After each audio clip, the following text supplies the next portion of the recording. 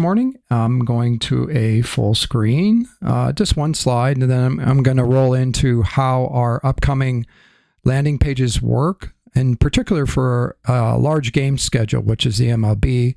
You may or may not know it's 2,400 games. We're about halfway through the season here, starting the summer, and I'm going to display 1,200 calendar events in our invite engine on the AWS calendar invite server we built. That said, let's just go through some fundamentals.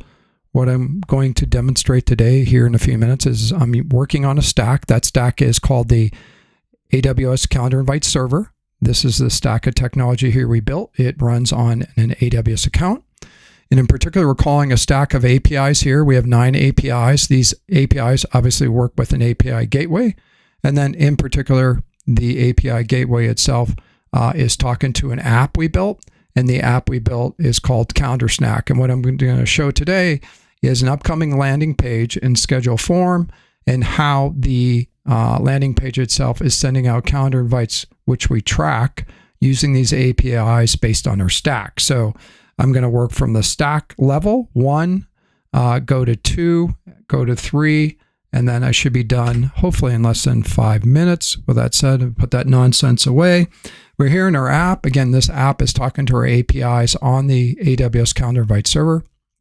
This app was built as a demo engine, and I use it for all demos. So you may have seen it before. If you've been here before, thank you. And what I'm going to do here is populate the data by just clicking these buttons. And I'm going to take the data from our database of calendar invites for the MLB, and I'm going to populate them there real time in this window system here. Now, if I scroll down, you'll see all the games for the MLB right there. What I'm going to do in particular, though, is go to a more interesting one for upcoming, and that's called the schedule engine.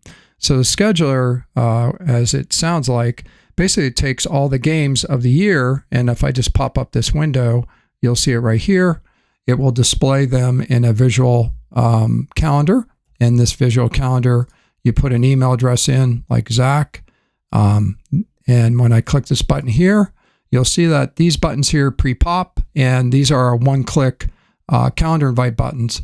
So if I click around here, you'll see that visually the game schedule changes based on the date. And because we have so much information, this is just one of the ways we can display it.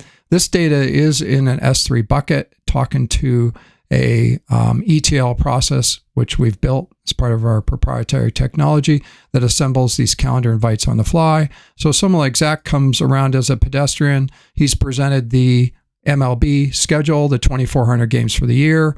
It's just going to do upcoming.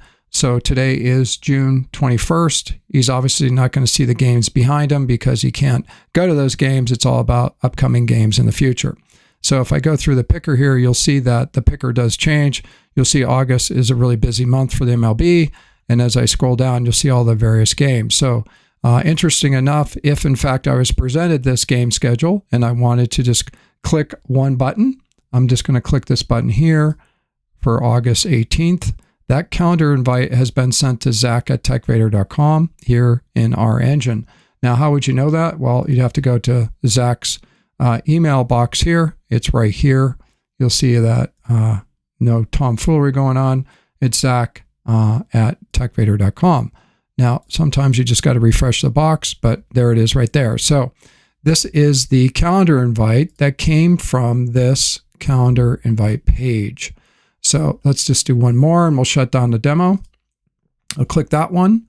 Round 21, Braves versus Chicago. I'm going to go back to Zach's.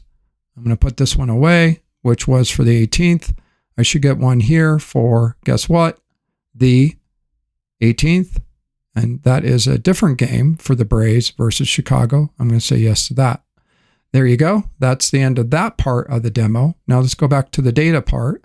So this is the render engine in which you could share this URL and shorten it, and you do lots of things with it, such as promotions.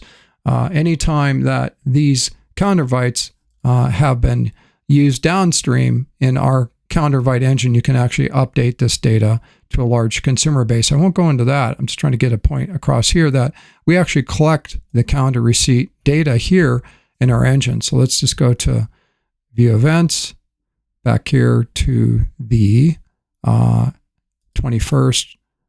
Actually, that one there was for, let me just go in the future. Shame on me. It was for August 18th. We'll go back to the render engine for the reporting. I go to August 18th. You can see now I'm in August. I drill into the data bucket.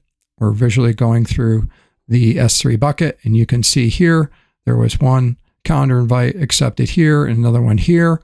That was for the game space 818, round 21, round 21. That's what we just looked at. And you'll see here that one invite has been collected. So if I go back and I'm presumably still Zach, I'm in his identity, and I say, I might go to that game. I might be a maybe on both. I said yes before to both of them. I'm going to go to maybe status. What happens here in the back is we actually collect this data and change it from accepted to maybe. And I'm just going to refresh this page here. Now I might have to go through the render engine again and pick it up, but you'll see immediately we changed it. And what happens on the back end is we actually collect that data from the calendar receipt downstream and are actually constantly monitoring the status of the RSVP. That's enough of that. Thanks for stopping by here on Saturday, June 21st.